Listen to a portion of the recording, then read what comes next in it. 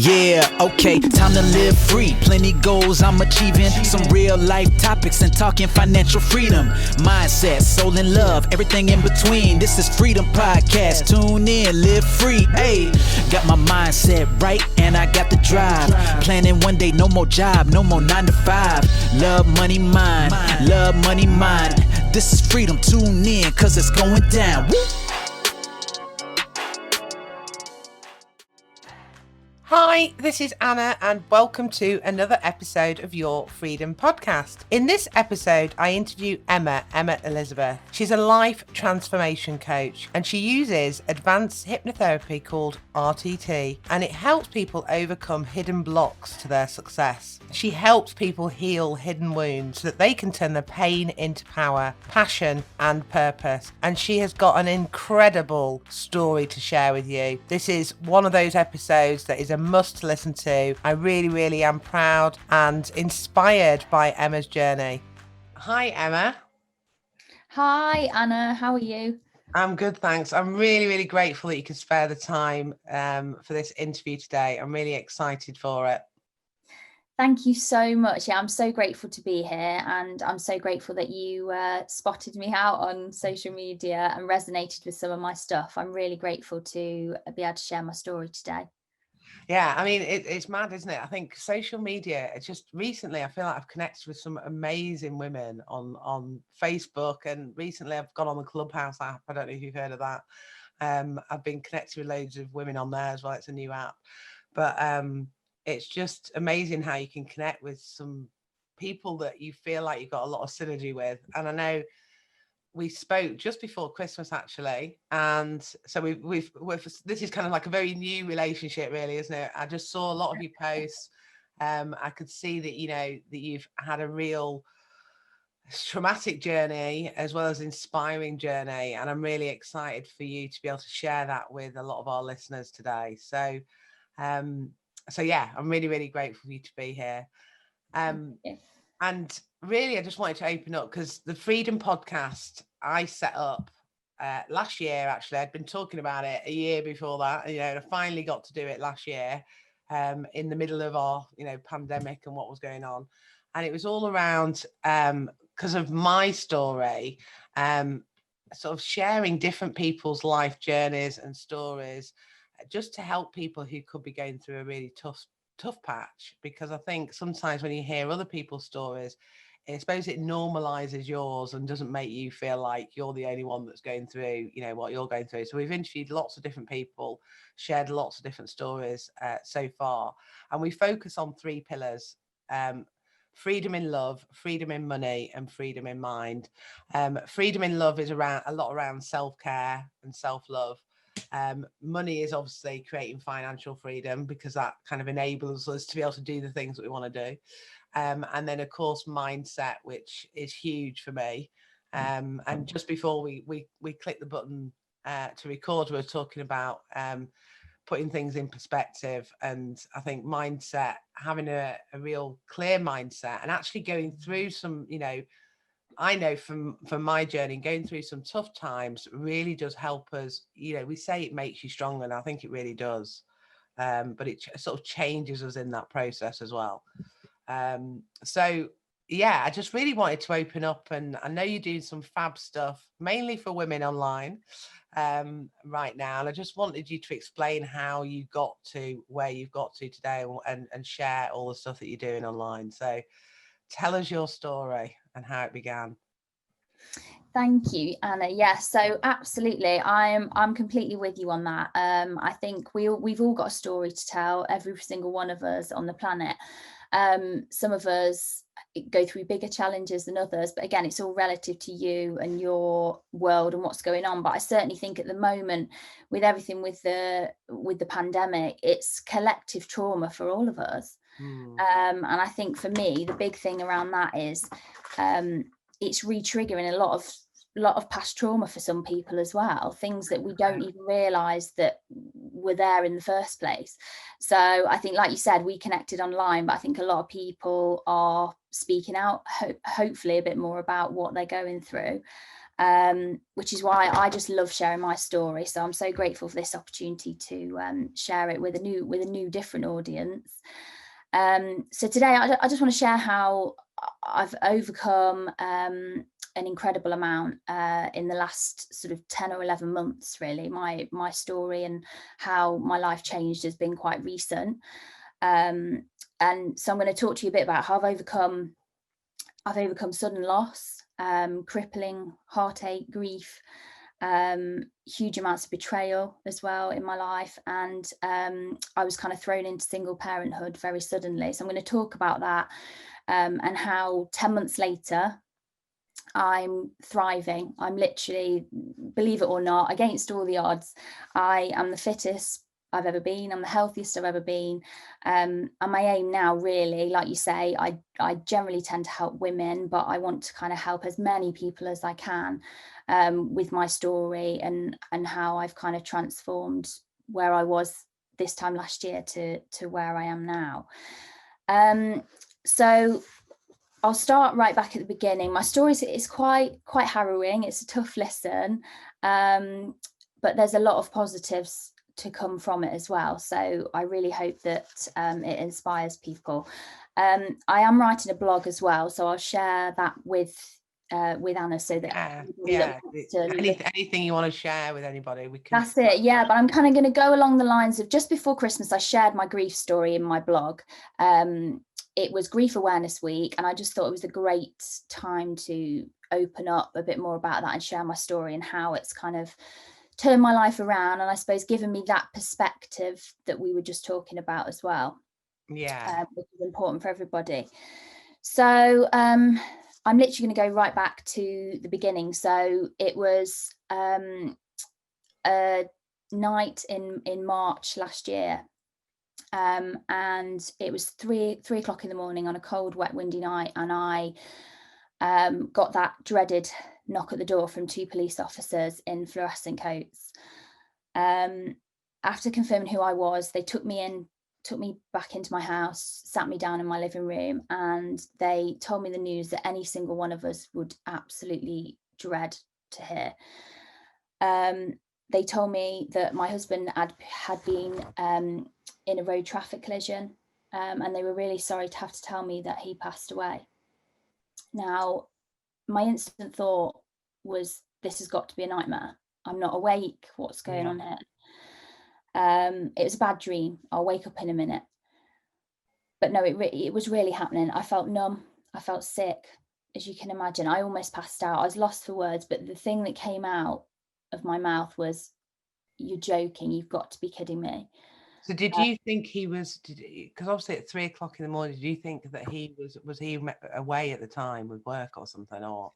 Yeah, he was working. He had a job with electricity board, so he was always out on different shifts and stuff. Right, okay. So yeah, it was always my worst nightmare, to be honest. It's anybody's worst nightmare, but certainly for where he worked with high voltage and stuff like that. But sadly, his accident wasn't work related. But so yeah, I literally was like, this can't be happening. You know, he's got a 3-year-old daughter, so much life left ahead of him. And sadly, the realization was, it wasn't a dream, it wasn't a nightmare, it was real. And from that morning onwards, mine and my daughter Heidi's life was literally changed completely and turned upside down. So my heart was smashed into a million pieces. My heart was breaking twice over because I had no clue how I was going to move forward. You know, I was literally that rabbit in the headlights. I had no clue where I was going to turn, what I was going to do. And I had that sick realization that my daughter was blissfully unaware, asleep upstairs, as to what her future held. What did you do immediately? Because from my experience with the police, you know, there's some very good police officers and there's some police officers that are not so good. But at that time in the morning, to let you know, obviously I presume you were asleep when you got the knock. I was asleep when I got the knock at the door. Yeah, so it woke me up very, very abruptly in the middle of the night. So yeah, it was awful. That adrenaline was, I mean, it would be horrific in the day, I'm sure, as well. But what did I do? So they came and told me it's awful.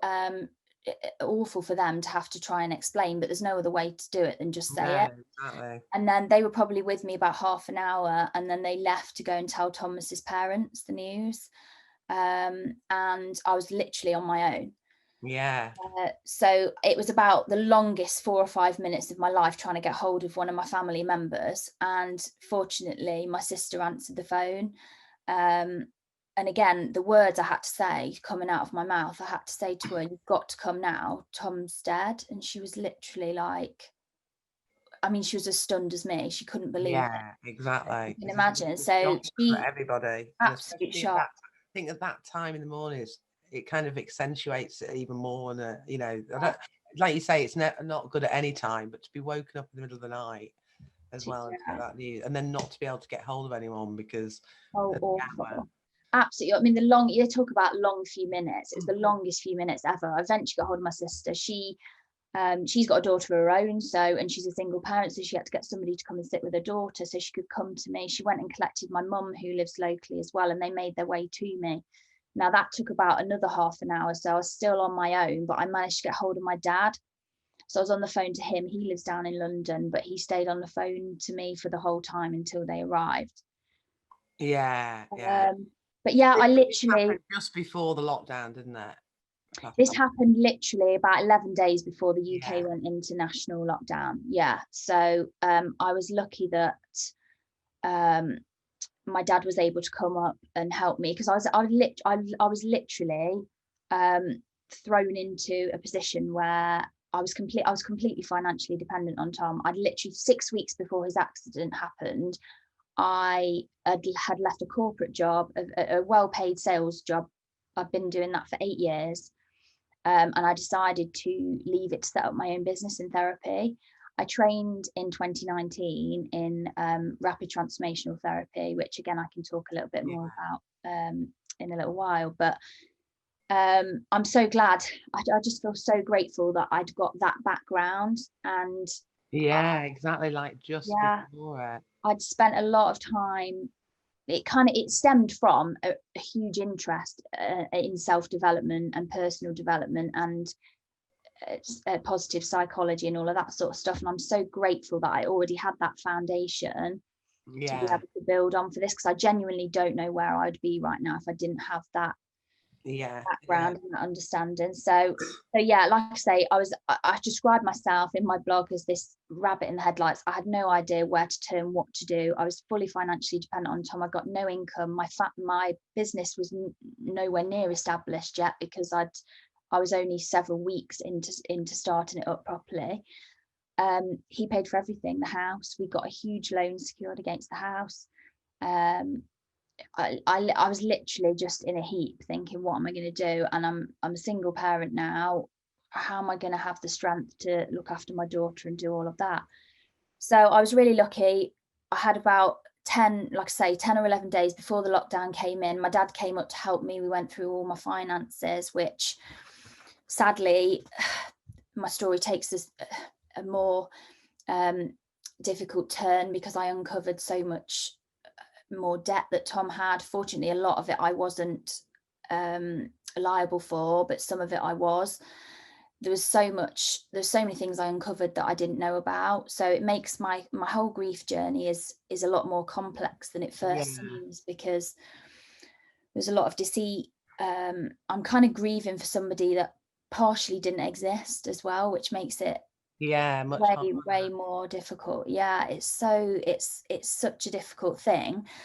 However, like I say, I'm so grateful for what I've trained in and my background and stuff, because it kind of gave me that tiny little glimmer of some kind of hope of, I can do this. There was something in me that was like, I've got to do this. And I literally, it was one day, probably in the late spring, summer, I'd been going through this for weeks. I mean, daily then my life turned into dealing with police liaison officers visiting me. I was dealing with a coroner. I was planning a funeral, which you don't expect to be doing at the age of 31. Yeah. And then dealing with solicitors on a day-to-day basis. That's kind of continued for me really throughout up until the present day now, because the road traffic collision that sadly killed Tom, is going to court as well now. So we had a court hearing before Christmas, and it's the driver in the collision pleaded not guilty. So we're actually going to trial on that as well this summer. So for me, every day really has been, There's another part of this process. there's another part of this process to deal with. Yeah. But like I say, there was this little sort of glimmer in me, and it was probably the spring, summer last year where I had this stark realization that I've got two options here. I can either let this completely rule me, I can let it take over me completely and be the victim, or I can work out what this means. What does this mean for me now? What is it teaching me? Yeah. What can I do with what I'm learning in this new perspective that I now have, that's been forced upon me really, around how precious life really is and how quickly and suddenly it can change and be taken away from you. And I'm just getting into a really spiritual side of my journey as well now. I've always had that belief that things happen for a reason. I genuinely believe I was led down the path I was with my therapy and all the self-development I was doing for this reason, because I wouldn't have got through it otherwise, or I certainly wouldn't have got through it like I have in this way. And yeah, I now view it as that. I call it my tower moment. So everybody, I think, has these tower moments in their life where you visualize this tower that is your life, and what's happened when it literally falls to the ground, it crumbles to pieces and falls to the ground, and it gives you this new foundation almost to rebuild it in the way that you decide. And like I say, I felt like I had those two options. I either let it rule me and take over, become the victim mentality, or I take what it's taught me in this new perspective and I teach it to help me thrive. And that's exactly what happened to me. And I literally, talk about the hardest single moment of your life. I think it just gave me that enormous kind of wake up call of, I remember people saying to me, the best thing you can do, Emma, is look after yourself first, because if you don't do that, you won't then be able to be the strength for your daughter, and ultimately, the strength for yourself, and you've got to rebuild your life.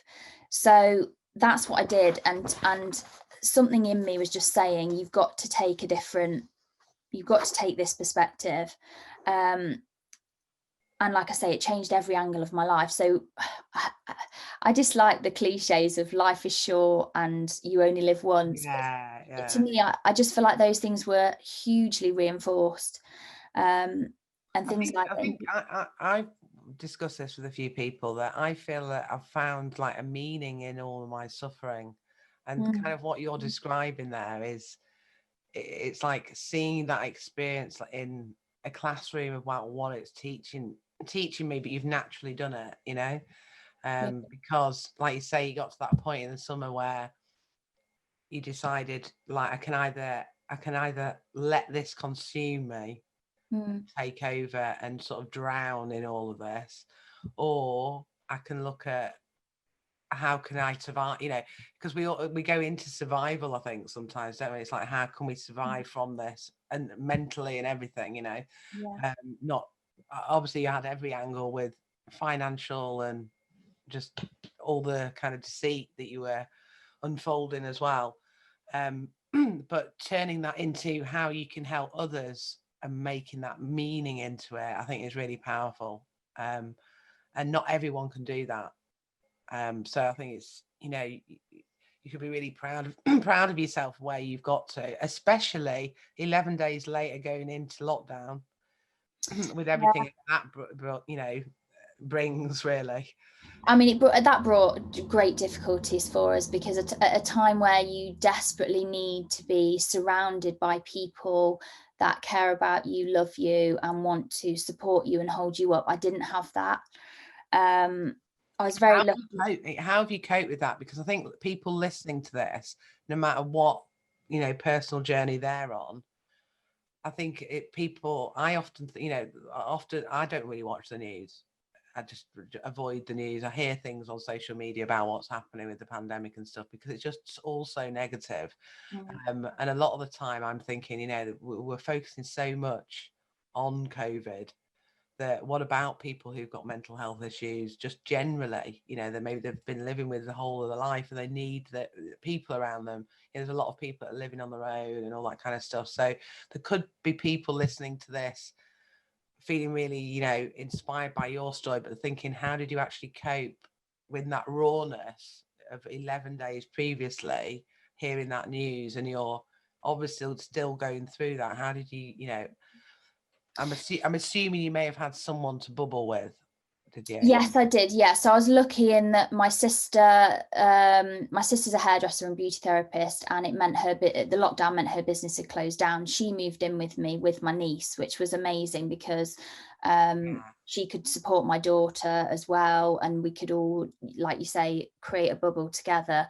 So I was lucky in that sense. And my mum was also very local, so effectively she kind of bubbled with us as well, and she slept on my sofa for probably about 10 weeks straight. She's incredible. They were literally there holding me up, because you're right, how did I cope? It was tough. The funeral itself was heartbreaking anyway, but the fact that we couldn't have anybody there made it 10 times more difficult, because I couldn't kind of show how I was trying to celebrate Tom's life. We had no wake afterwards, which made it awful. We literally just came home afterwards, and it just felt like, we weren't doing it justice, and it was so difficult. But like you say, I'm so grateful that I'd already kind of trained my mind to flip the negatives in a way. And yes, sometimes I did have to say to myself, there is no positive here, it is what it is. But at every given opportunity, I would try and flip that. I'd already started doing daily gratitude practice. I had a journal. I was always journaling how I felt. And I certainly say to anybody now, that is a must for me. It's a great thing to bring into your daily life, because whether it's happy or not, getting those emotions out helps you to process things. So I also think keeping that energy in is not good, I'm not sure. good at all. No. All the spiritual stuff, because I think a lot of men keep things in. Women tend to, just as a general, not every man, not every woman. I'm going to make these statements, but I think you can get physical illness, never mind like your mental well-being, by keeping that energy in and not letting it out. Because I think sometimes, all the time, especially with social media, we're all seeing it as like we've got to be perfect, we've got to be positive 100% of the time, but actually just allowing yourself to go through and like journaling, like you say, because I did a lot of that with the boys, because I found the boys didn't want to talk about stuff, and it's just like getting them to write it down and just get it out. You're so right. I've done a lot of reading around, and I did it a lot last year, reading around how holding on to negative emotions does actually affect your physical health. There's scientific studies to show that if you hold on to things like resentment, guilt, all of that sort of stuff, it actually hardens your arteries physically. Like there's scientific studies out there, and I found all of that fascinating. So I've done a lot of work on myself. I use the therapy that I'm trained in on myself, so I practice a lot of what I preach, and I've had to do a lot of work around letting go of resentment. Tom was gone, but his family was still there, and I was feeling a lot of resentment towards them for how much he'd hurt me, and how much losing him was hurting me, and how it had affected my life. But it wasn't their fault. It wasn't anybody else's fault particularly. I just, I've done a lot of work around letting go of that, because I knew that holding on to that was only affecting me in a negative way and not achieving anything. So all of that stuff's brilliant, and I journal everything. I do it even more now than I did back then. But you're right in that I love the saying that feeling is healing. I think when you let out those feelings, a lot of that healing, without you even realizing you're doing it, takes place naturally. The grief journey is crazy. Again, I've done another the second part of my blog that I've done, which people can read if they wish to, is around the grief journey and how it's so complex. Everybody's grief journey is unique. We can experience the different ups and downs of grief. It doesn't necessarily have to be to do with bereavement and loss. You know, we go through grief in different experiences in our life. You can grieve a relationship that's ended, you can grieve all sorts of other things. But I found this brilliant image which talks about there's the 5 stages of grief, but I believe that there's more than that. And there's this brilliant image I used in my blog around how you can literally go from the side of being sort of extremely depressed and having these outbursts of anger. I've been there, I've done all of that, but you can then fly over to the other side, which is a lot more positive, in that I help other people through the same sort of thing, and you get this sensation of wanting to help other people, and then you can fly back to it. So I mentioned to you just before we came onto the recording that at New Year just gone, obviously Christmas was very, very tough for us. It was the first one without Tom. There was a lot of different sort of feelings going around, and I was suppressing a lot. I've literally just started, as the New Year's turned, having some Reiki. I'd never had it before, and I found it so releasing and liberating. And one of the things it picked up is that I've been suppressing a lot of my own personal grief. I think probably because I'm trying to protect my daughter. She's literally, she's 3. She's literally 4 in a couple of days' time. So I think a lot of it was protecting her, trying to make Christmas the best I could make it. Yeah, exactly. And I was suffering from suppressing a lot of my grief and not doing that feeling, letting those feelings out. So I recognise that and took some time. Mums, we do that anyway, don't we? Regardless of everything. Yeah. And on top of that, with everything, and we're always the first to kind of beat ourselves up with stuff, aren't we? Definitely. Like, and I suppose with you having all this knowledge of like the RTT, you know what I mean, being able to kind of use that therapy or use all those processes on yourself, that's hard in itself, isn't it? Because you kind of trying to do it on yourself, which I'm sure has really helped, but it's also quite a lot of pressure because you kind of like, it's like to just teach it must be just really difficult trying to do that. It's difficult, but I'm really lucky as well, you know. It's good, and that's what I love about what I do now is my whole journey has been about healing myself. But in my healing, throughout the whole of last year, I was sharing my story on social media because I just thought if it helps one other person get through a tricky time in their life, then I've done something good and I'm giving something back. And that's what it's been about for me. I shared my downs. Like you say, I don't just share the highlights of my life. There haven't been many in the last year. Let's be honest. I've had a lot of the negativity, but I've shared that because I think it's important that people see that social media isn't this place where everybody's life seems perfect. Everybody's got something going on behind the scenes. Definitely. And I think the more honest you are about that, it helps people rather than making them feel negative about their own lives. And I often think that at Christmas time, because everybody's always sharing their perfect pajama suits and perfect Christmas. Yeah, it's not like that. And the reality is, I always think half of those people probably just after taking the photo having a big blazing row. And that's just me being like the reality of it. Because I just think sometimes I've had lots of conversations with my youngest son about this, because he went through a period of time where he was like, I just want to be normal. And I was like, we discussed what normal was. And I was saying there isn't a normal, you know, everyone's unique on their journey and the people that you perceive as being perfect, it's probably, you don't know what goes on behind, you know, the closed doors and all that kind of stuff. And actually, I think nobody can be, humans can't be perfect, you know. Everybody, even if, you know, like you said at the beginning, everybody's journey is different. Everyone's had some kind of adversity, but there's some people that have had a more traumatic, you know, experience.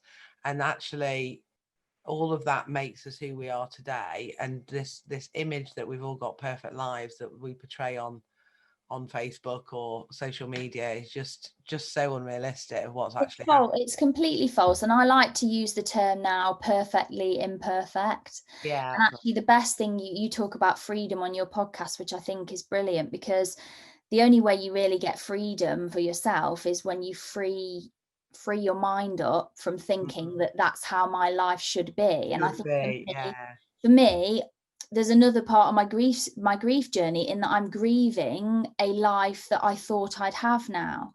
You know, I'm not just grieving a person that I've lost and the life we had. I'm grieving the life I thought I would have now, and the life I was building. And yeah, you're right. I think I like perfectly imperfect, because nobody's perfect. I'm a previous. Interesting you say that at that point, actually, because I can relate to that, even though we've all got different stories and different journeys.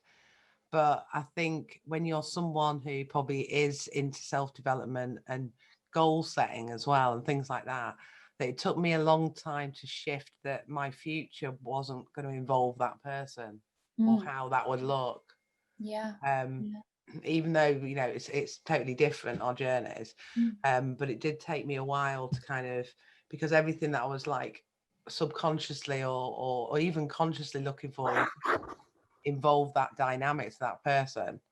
And when that person's not in your life anymore, again, even though it's completely different, it was just really, you know, I never expected to be a single parent, basically. No, that's what I don't think any of us do. And it's about getting that shift. It's about shifting your mindset to realizing that it's okay, that what you hoped for isn't going to happen anymore. And I spend a lot of my time letting people or trying to help people to appreciate that if your life takes a sudden turn or a change, it doesn't mean your life's over. It doesn't mean you're a failure. It all teaches you something. And usually the universe has your back every step of the way. And usually it's trying to tell you something. It's trying to lead you in a different way. And it's trying to say to you that that's not the path you were meant to go down. I think for me, that was a massive light bulb moment. If you can understand that that's what's happening, and you can turn your mindset to believe that it's doing that for all the right reasons, you can accept it. You can accept it a lot more, and your life's not over. I mean, for me, I could sit here and say, so I'm now 32, I'm a single parent, you know, I wanted to grow my family, I wanted to do all sorts of other things that I'm now not going to be able to do in the time frame I thought I would. But at one stage that probably would have eaten me up and made me think that I failed in life. But actually it's up to you. Again, it's those two choices. You either look at it like my life's over, you know, I'm a victim of everything that's going on around me. But it's about living life more purposefully, isn't it? It's about living it with more intention, and what can I make of this situation? How can I make it work for me? And it's about that inside out view rather than the outside in. It's about you working for what's going on in your life rather than expecting the world to just work for you, because it doesn't work that way around.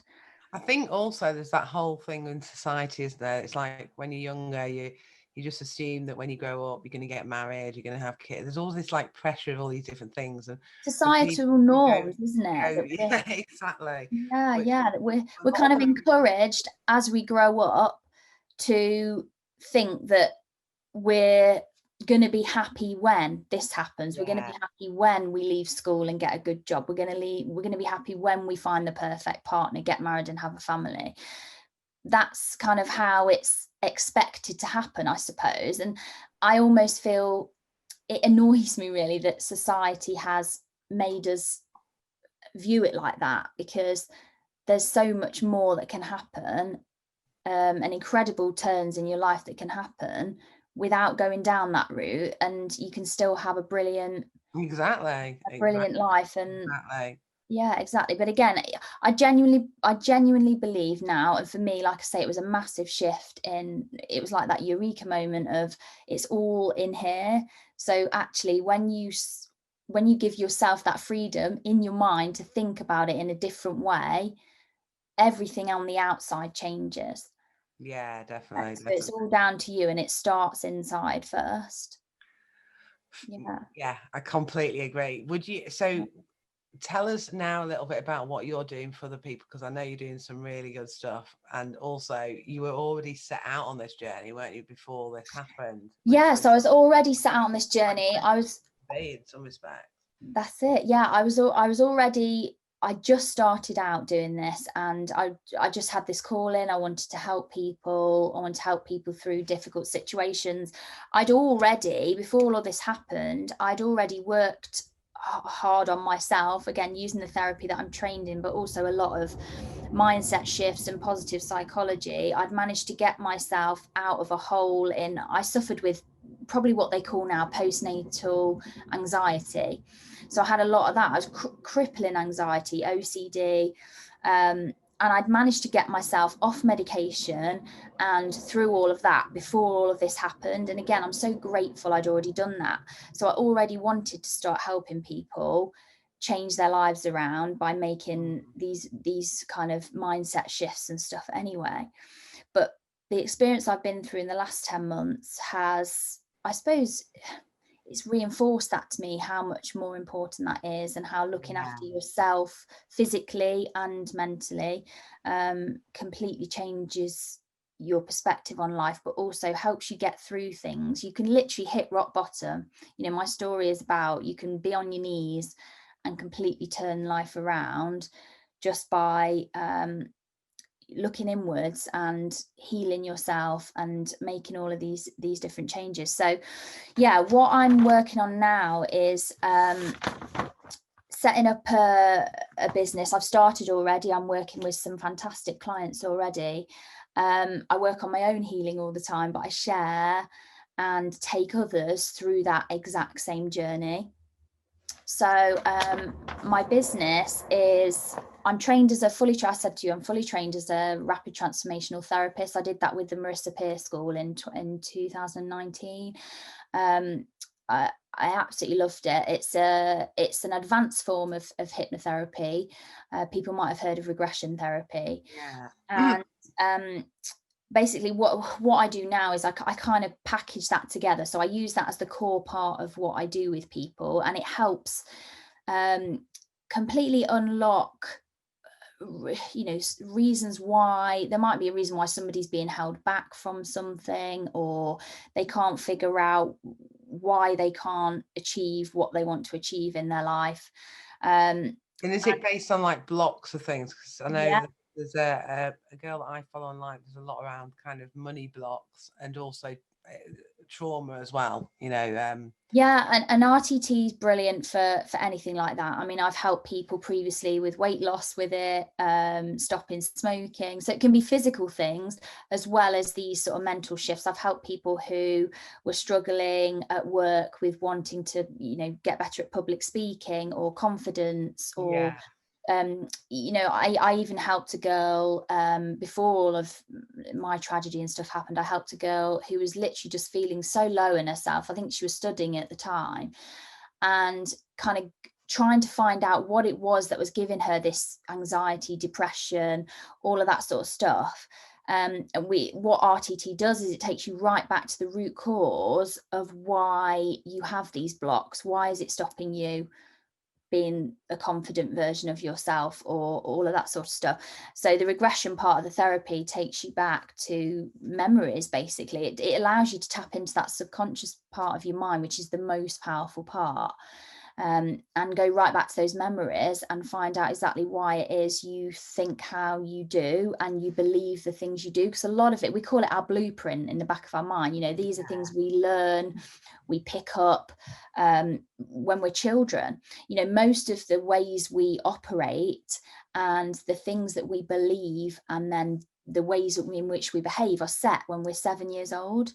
So quite early on in our lives. Mad, isn't it? Yeah, and these kind of imprints and thoughts and beliefs can stick with us for the rest of our life, and kind of, you know, make certain things in adult life very difficult for you unless you look into them, change them, and try and interrupt them. And what this advanced hypnotherapy does is it helps you to understand why you do that in the first place, and then when you understand why, you're able to change it.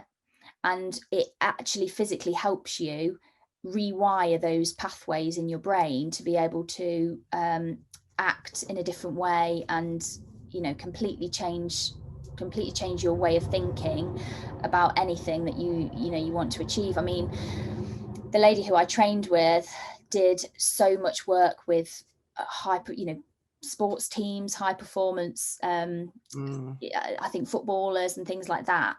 And again, there's proof that hypnotherapy like that can be more effective than extra training or whatever. It's all in the mindset. So it's so powerful. That mind body connection is so powerful. I find it absolutely fascinating.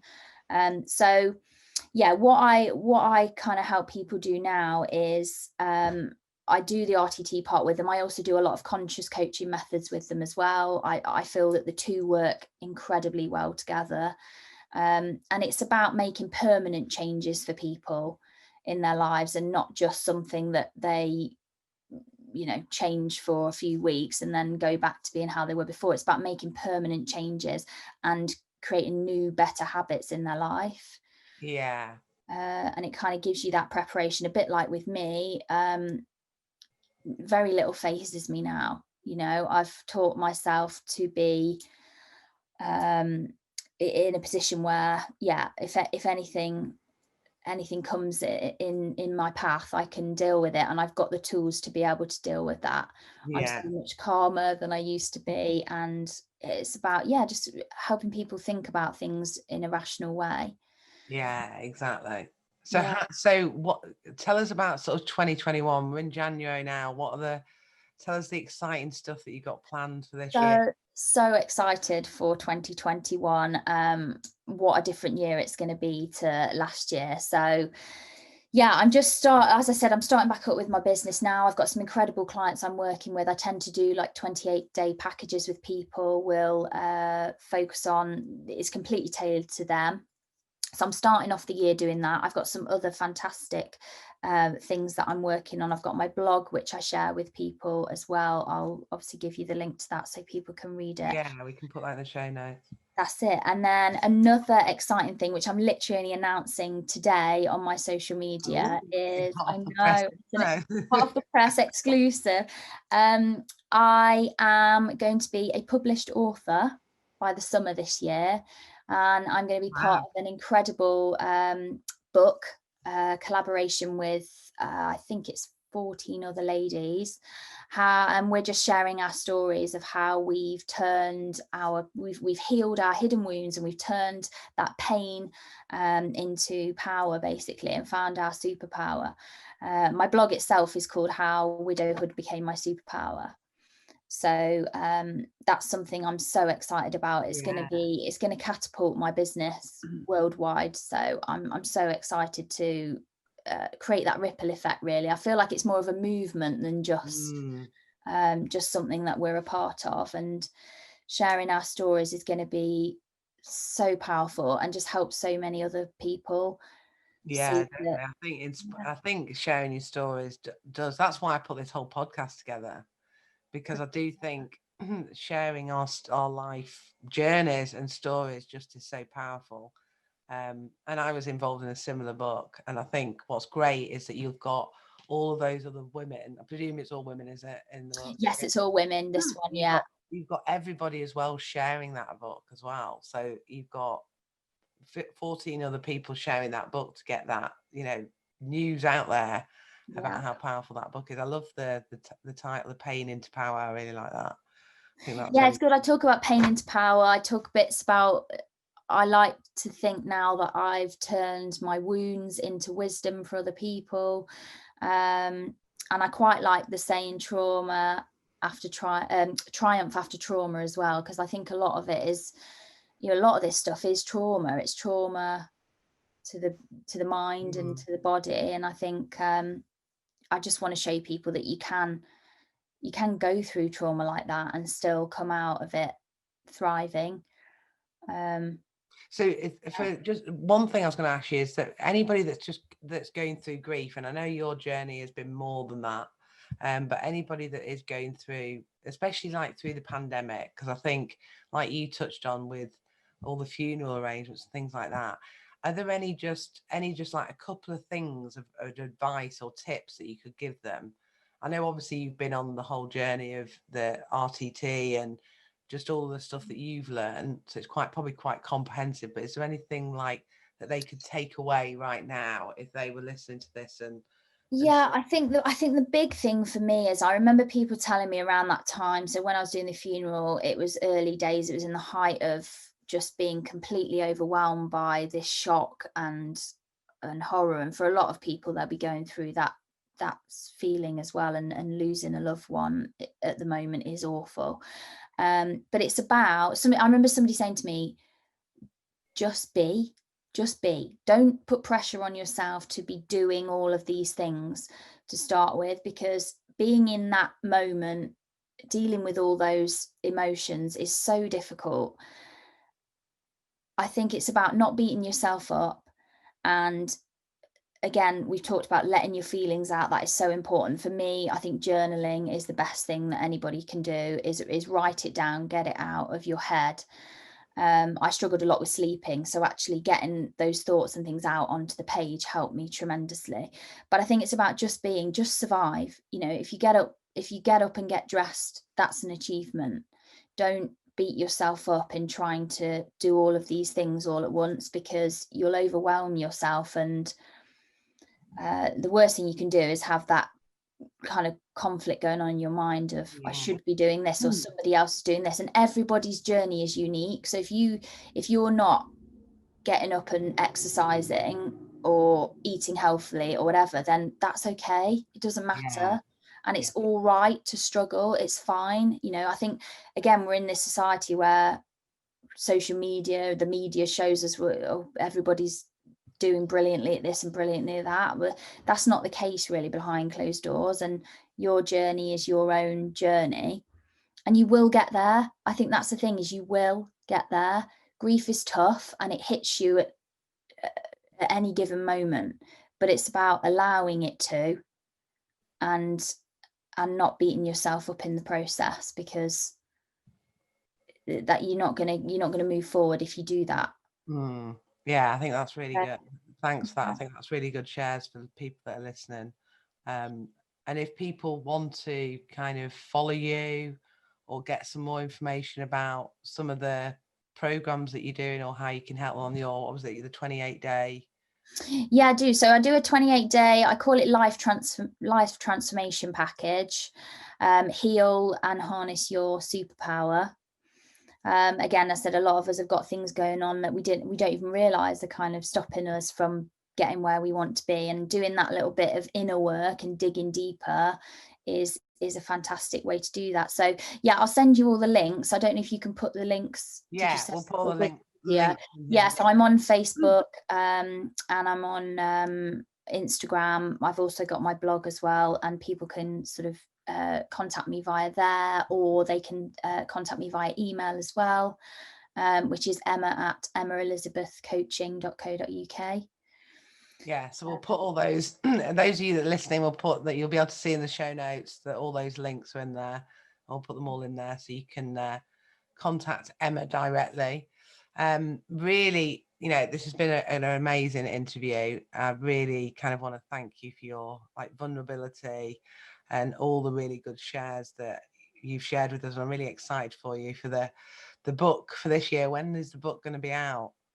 Thank you. So the book's going to be out in the summer. I don't know the exact date yet, but I can share. I'm going to be sharing my journey on social media of writing it, getting my words down onto the page.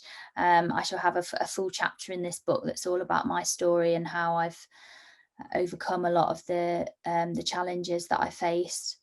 So yeah, I can't wait to share. Everyone just needs to come and follow Emma so we can see the progress and when the book's going to be out.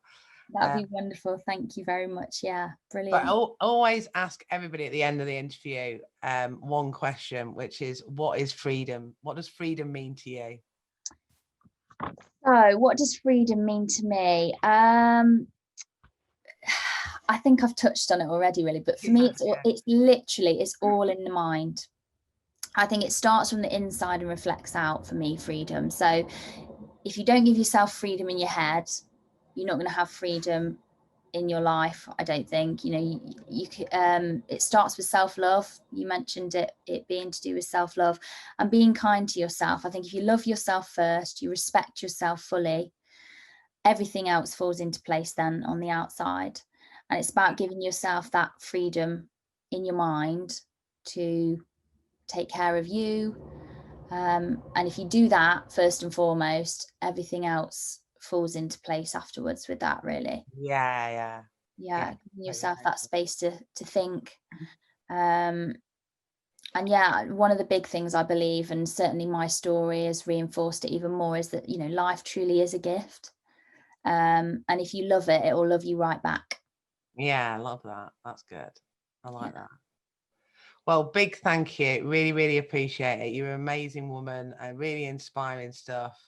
And keep on being the badass that you are.